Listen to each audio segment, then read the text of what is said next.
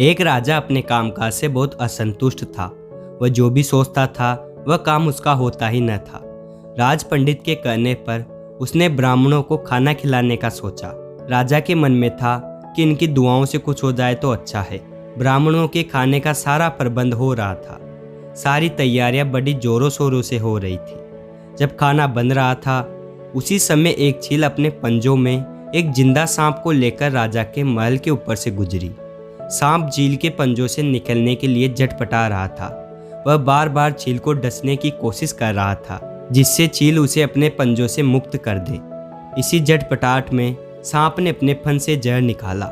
ठीक उसी समय राजा का रसोइया खुले आंगन में ब्राह्मणों के लिए खाने का प्रबंध कर रहा था। सांप के मुख से निकला हुआ जहर खाने में जा गिरा। इस बात का किसी को पता न था। जब खाने के जरिए वो जहर ब्राह्मणों तक पहुंचा, उस जहरीले खाने को खाने से सभी ब्राह्मणों की तुरंत मौत हो गई। जब राजा को इस बात का पता चला तो उसे इस घटना का बड़ा दुख हुआ। ऐसे में अब ऊपर बैठे यमराज जी के लिए भी ये फैसला लेना मुश्किल हो गया था कि पाप कर्म का फल किसके खाते में जाएगा।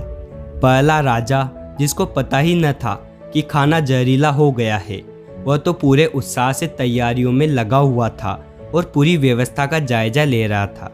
दूसरा रसोइया, जो हर बार की तरह पूरी निष्ठा से खाना बना रहा था और अपनी ओर से पुरजोर कोशिश कर रहा था कि खाना उत्कृष्ट बने, उसे भी खाना जहरीला हो चुका है इस बात का पता नहीं था। तीसरी वह चील, जो अपने स्वयं के खाने का प्रबंध कर रही थी। और चौथा वह सांप, जो अपनी जान बचाने का दायित्व पूरा कर रहा था। और इसी बीच बचाव में खाना जहरीला हो गया था। बहुत दिनों तक यमराज भी इस मामले पर विचार कर रहे थे। उन्हें कोई युक्ति न सूझ रही थी। कुछ समय गुजरा और थोड़े दिन बाद कुछ ब्राह्मण राजा से राजसिक कामकाज से संबंधित कुछ बातें करने के लिए आए। उन्होंने किसी महिला से राजा के महल का रास्ता पूछा।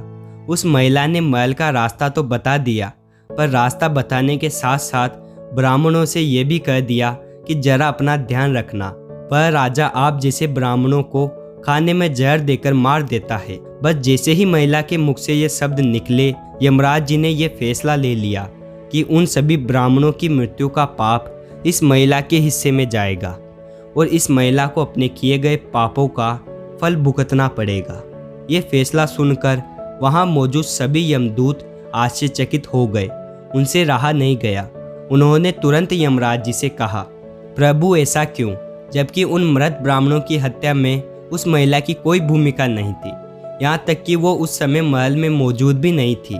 तब यमराज जी ने कहा, देखो, जब व्यक्ति कोई पाप करता है तो उसे पाप करके आनंद मिलता है। उस पाप को करने के पीछे उसका कोई उद्देश्य होता है, पर यहाँ ऐसा नहीं था। उन मृत ब्राह्मणों की हत्या से ना ही उस राजा को आनंद मिला, ना ही उस रसोइये को आनंद मिला और ना ही उस चील को आनंद मिला और ना ही उस सांप को। लेकिन राजा की बुराई करके और उसकी छवि खराब करने के उद्देश्य से उस महिला ने जो ब्राह्मणों के सामने बखान किया, उसे जरूर आनंद मिला। इसलिए इस पाप क्रम का फल उस महिला के खाते में जाएगा। दोस्तों, अक्सर हम भी किसी घटना का बखान अपने मुख से बड़े चाव से करते हैं। किसी बात को बड़ा चढ़ाकर कहना, दूसरे की बुराई करना या किसी की छवि खराब करना, इन सब बातों को हमने अपने दैनिक नित्य क्रम में शामिल कर दिया है। जिस समय हम किसी दूसरे की बुराई करते हैं, उसी समय कोई दूसरा हमारी बुराई करने में लगा हुआ होता है और इससे हमें अंततः कुछ भी प्राप्त नहीं होता है। इसलिए दोस्तों, हमें इन सब बातों को छोड़कर एक आदर्श समाज की स्थापना करनी चाहिए, जहाँ सुख, शांति, समृद्धि और सौहार्द जैसे मूल्य मौजूद हो। तो दोस्तों, ये थी आज की कहानी आपको कैसी लगी हमें कमेंट बॉक्स में कमेंट करके बताएं और ऐसी ही कहानियाँ सुनने के लिए हमारे चैनल कथा जोन को सब्सक्राइब करें। धन्यवाद।